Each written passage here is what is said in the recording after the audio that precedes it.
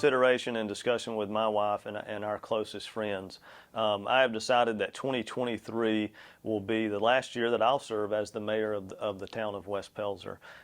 We as a group have done a lot. We've made a lot of strides. We've been recognized state and nationally.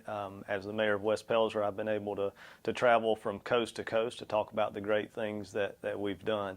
And I feel like this is the right time and opportunity for my family and I to take a step back, but for us to also prayerfully consider what may be our next pursuit for public elected office.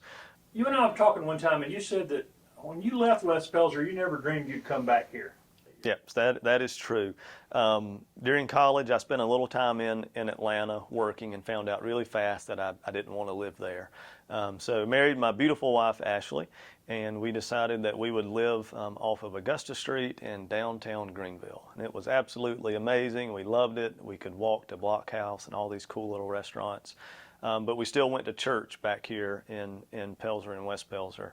And so we were driving down the road one Sunday to go to my parents' house, and a guy was pushing a sign in the yard that said "For Sale by Owner." And so we pulled in to look at it. It was an old farmhouse built in 1913. We walked through it.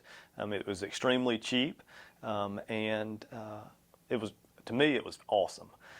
Got home that evening, talked to my wife about it, and she said, I don't think we're Chip and Joanna Gaines. I don't think that we need to think about remodeling a house. Let's just stay where we're at in Greenville.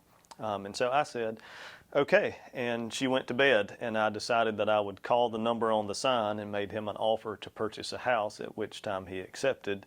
And so when my wife woke up the next morning, I had to explain to her that I had purchased a house in West Pelzer and we would be moving in 30 days. Thus, we came to West Pelzer. The story, there's a lot of stories that happened after that, but one of the first people to introduce themselves to me was the police chief at the time.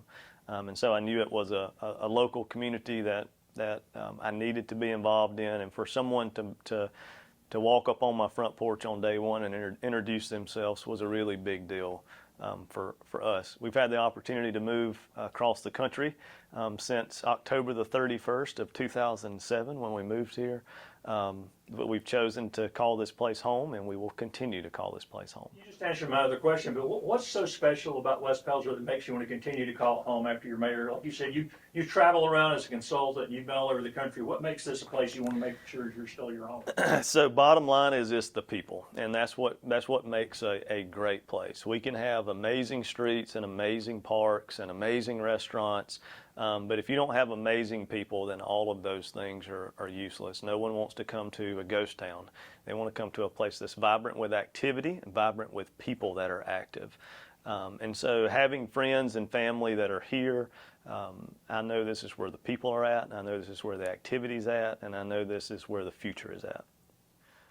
With that, contrary to popular belief, this has never been the Blake Sanders show in West Pelzer. There's been a team of individuals, staff-wise, that have implemented the vision and plans of mayor and council. And so everything that has been accomplished since January the 1st of 2016 has been working hand in hand with Mayor Pro Tem Jim Riddle. He's been the Mayor Pro Tem for both of my terms and will serve through the remainder of this term as Mayor Pro Tem. And he is just as much of a visionary for what West Pelzer can do and what we will do as I am. Jim is an amazing individual, an amazing visionary, and will fill this seat very, very well. How long have you lived in West Pelzer? 20 years. And what got you involved in politics here? What made you want to serve on town council? Well, I've always been involved in politics, I guess going all the way back to the Vietnam War, which is quite a ways back, but that's what really got me interested and involved in politics. When I came out of the military, we moved back to this area, and I've been involved in politics in one form or another the whole time we've been back here. But someone asked me one day had I ever met Blake Sanders, a councilman in West Pelzer, and I said no, and he says, well, you need to. So I did, and we have been together in thought and vision and planning for West Pelzer ever since then. That was 8-10 years ago. how did you guys put together this grand vision? Because a lot of times small towns just kind of go along to wherever they're at already. Well, part of it was we're just positive thinkers. We try to be proactive about things, and we had a lot of opportunities. You could see a lot of opportunity there. It was just a matter of putting it together with the right leadership. And when I first met with Blake Sanders, I realized he was the right leadership, and I wanted to be involved with him. What's special about West Pelzer to you? Pretty much the same thing Blake said. This is really, it has a family atmosphere.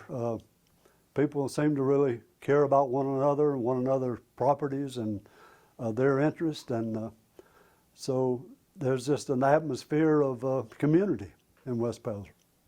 And where do you see West Pelzer going in the future? Forward. We want to finish the vision that Blake and I have shared these years. Laid a great foundation, and there is other opportunities out there, and we just want to pursue those and make the best of them. And Blake still being a citizen, I guess he'll still be a resource for you guys. He absolutely will be a resource in many ways.